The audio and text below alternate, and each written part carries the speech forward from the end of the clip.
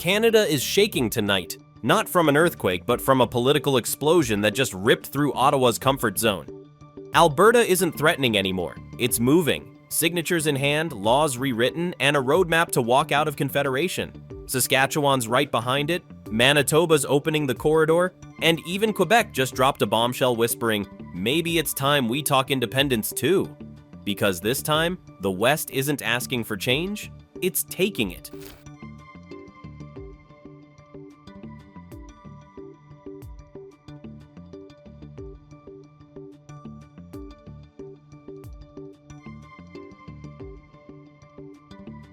Let's get one thing straight. This didn't come out of nowhere. Western alienation didn't just appear overnight. It's been building for decades, buried under layers of economic betrayal, political arrogance, and Ottawa's endless appetite for Western cash. Every time Alberta tried to grow, Ottawa found a way to block, delay, or drain it dry.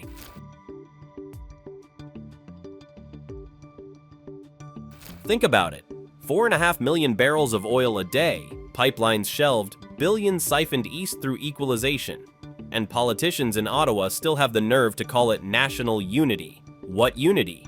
When one province builds the country's wealth and another cashes the check, Alberta has been told for years to sit down, pay up, and shut up, and now it's standing up.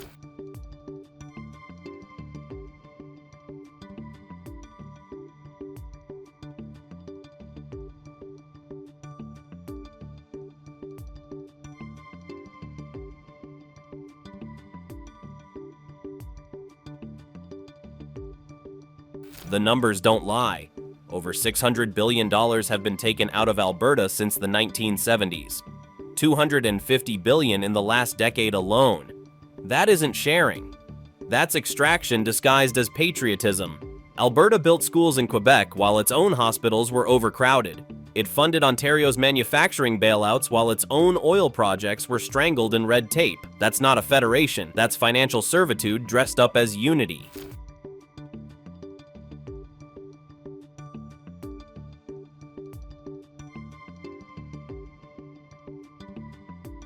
Then came the breaking point, Bill 54. When Premier Danielle Smith pushed it through in May 2025, everything changed. Until then, citizen-led referendums were a fantasy. The threshold was so high that no movement could reach it. But Bill 54 cut the requirement to just 10% of votes cast in the last election, roughly 177,000 signatures, and gave organizers 120 days to gather them. They've already blown past that mark with more than 240,000 names.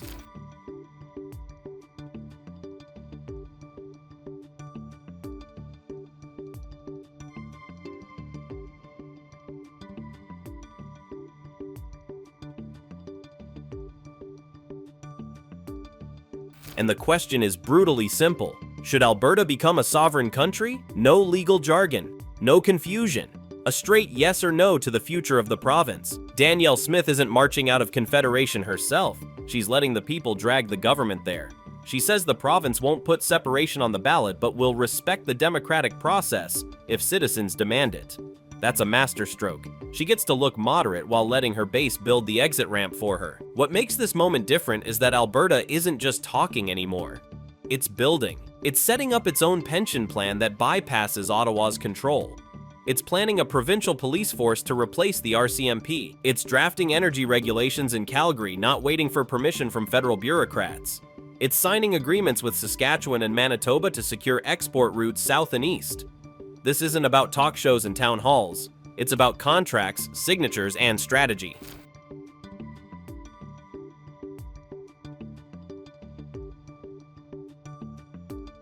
Ottawa knows what this means.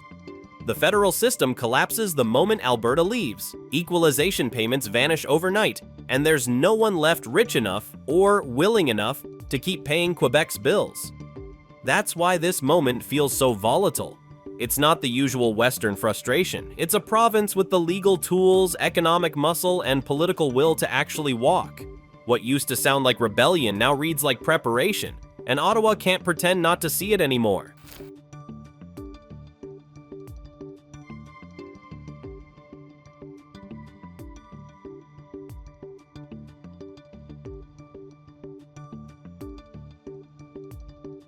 Saskatchewan has officially stepped out of Alberta's shadow and into the spotlight of Canada's political reckoning. It's not bluster, it's math. The province pumps roughly 460,000 barrels of oil per day, supplies 40% of Canada's wheat, 60% of its lentils, and holds nearly 1/3 of the world's recoverable potash reserves. That potash alone brings in over $5 billion in annual export value, fueling agriculture from Asia to the American Midwest. Yet Ottawa continues to treat Saskatchewan as a climate offender rather than a cornerstone of the national economy.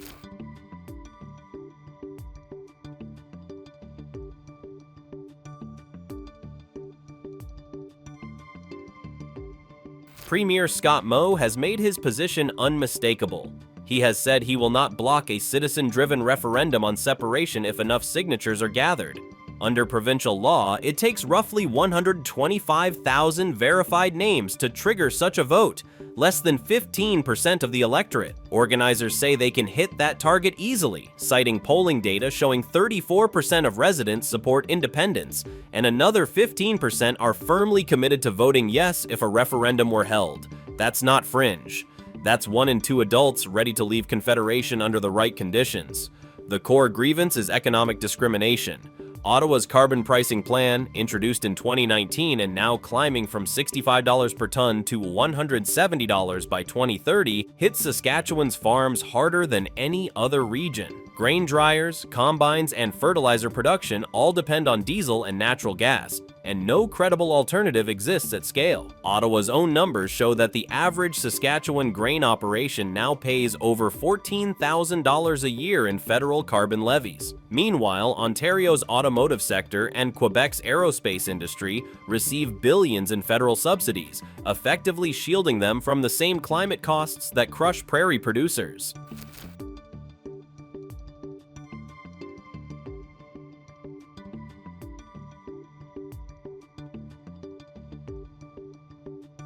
This is why Saskatchewan's push isn't emotional, it's economic. The province's GDP sits near $85 billion, with agriculture and mining accounting for almost 40% of that figure. Yet federal infrastructure spending here barely touches 3% of national totals, far below its contribution to export revenues. For every dollar Saskatchewan sends to Ottawa in taxes and royalties, it receives roughly 82 cents back in federal transfers and spending. The rest leaves permanently.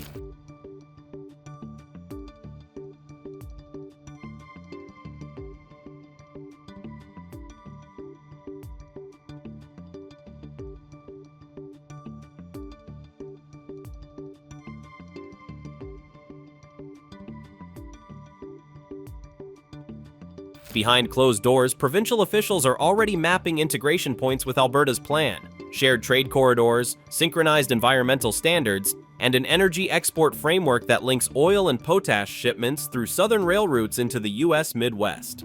Economic modeling from the University of Saskatchewan estimates that a combined Alberta-Saskatchewan energy-agriculture bloc could retain up to $28 billion annually that currently flows east through federal taxation and equalization. That's the number lighting the fire under this movement.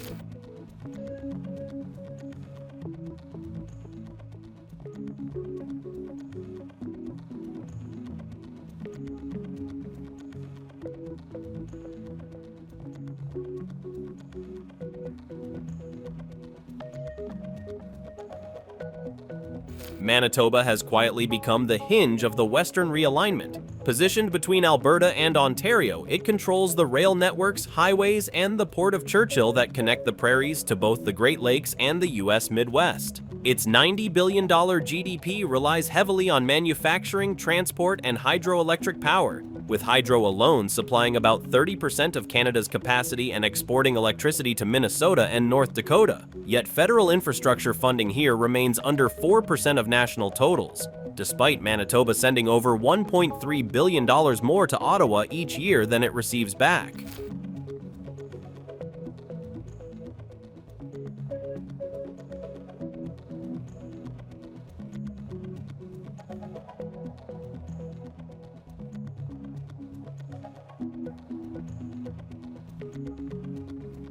While full separation sentiment is lower than in Alberta or Saskatchewan, support for greater autonomy has doubled since 2022 to roughly 1 in 5 residents. The Buffalo Party of Manitoba has pushed sovereignty cooperation proposals now under review in the provincial legislature. Premier Wab Kinew keeps a cautious tone, but his government has quietly commissioned studies on aligning trade and transport policy with Alberta and Saskatchewan. In practical terms, Manitoba holds the corridor that makes Western independence possible. Without its rails, ports, and power grid, WEXIT is only theory. With them, it becomes logistics.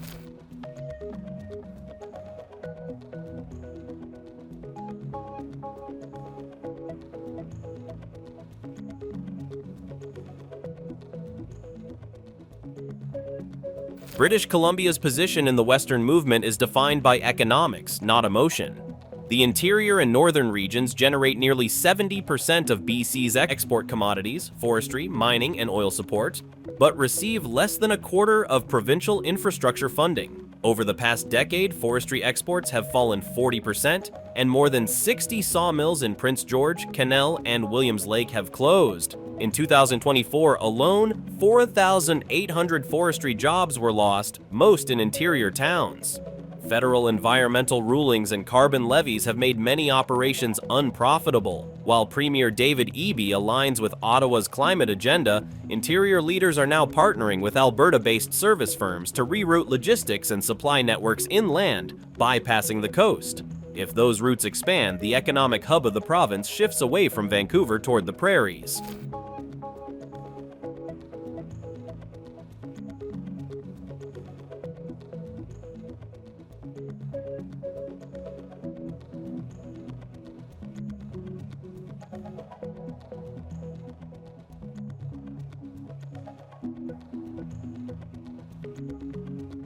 Over 50 Indigenous resource projects remain stalled under federal review, and several First Nations consortiums are in talks with Alberta companies to create joint ventures outside Ottawa's oversight. For communities depending on resource revenue, federal delays mean direct economic loss. The Interior's stance is pragmatic. Its industries need access to markets, not more regulation. If Alberta and Saskatchewan proceed with separation, the Interior will have to decide whether to stay tied to Vancouver's politics or link itself to the Western trade corridor that keeps its economy running.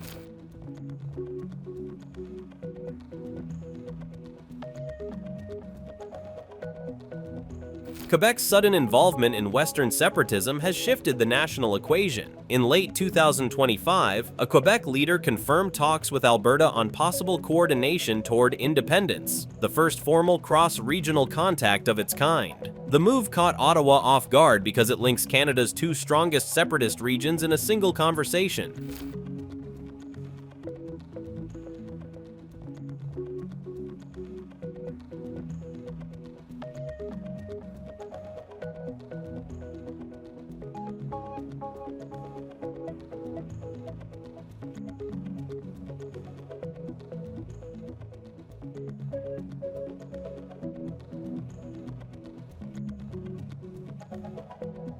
The strategy is pragmatic. If Alberta and Saskatchewan leave, Quebec becomes the dominant force in the remaining federation. Polls show 84% of Quebecers consider independence unlikely, yet 45% of francophones still support it in principle. The Parti Québécois and Bloc Québécois have both said Western separation changes everything in how Quebec should deal with Ottawa. The numbers reveal the tension. Quebec receives about $13 billion annually in equalization, funded mostly by Alberta and Saskatchewan. Without those contributions, analysts estimate a $10 billion annual shortfall for Quebec's provincial budget. Still, provincial strategists see opportunity. A weakened federal government could grant Quebec new control over immigration, taxation, and language policy.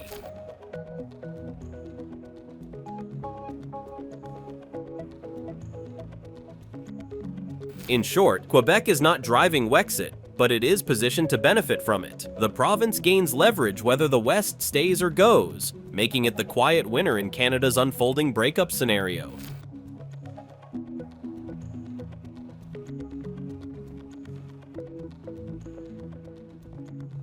The focus now turns to Ottawa, where the federal government is scrambling to contain a crisis it didn't believe would materialize. Internally, departments are running fiscal models on what happens if Alberta and Saskatchewan exit the Federation. Early assessments from the Parliamentary Budget Office show the loss of Western tax revenue would erase roughly $80 billion annually from federal accounts and collapse the equalization framework within 2 years. The Department of Finance has already warned that without Alberta's energy royalties, Canada's credit rating could face a downgrade, forcing higher borrowing costs across the entire public sector. The federal treasury relies heavily on Western corporate and personal income taxes from the resource industry, which contribute nearly 1 in every $5 of federal revenue. Losing that base would trigger automatic cuts to transfer programs, social services, and infrastructure funding nationwide.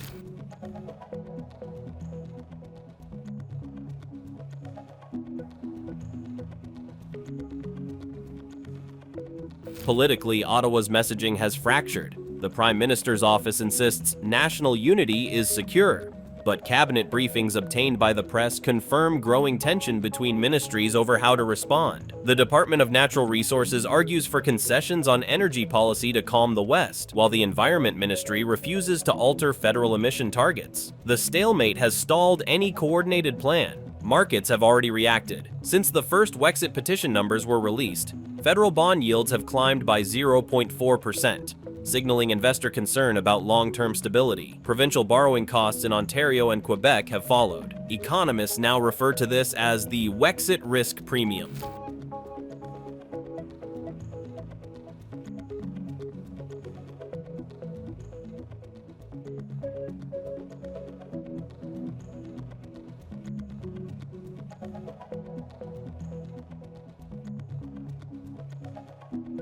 In short, Ottawa's crisis isn't just political, it's financial. The Federation's structure depends on Western revenue and central Canadian spending. Remove one side and the entire balance sheet collapses. Mark Carney's Major Projects Office announcement intensified Western anger. His list of 5 nation-building projects included LNG expansion in BC and modernization of the Port of Montreal, but excluded every oil pipeline proposal. For Alberta, the omission confirmed Ottawa's bias. Billions in federal incentives for eastern and coastal projects, none for the resource base that funds them. So Carney's priorities turned frustration into strategy, convincing many Albertans that reform within Confederation is impossible and independence is the only viable path forward.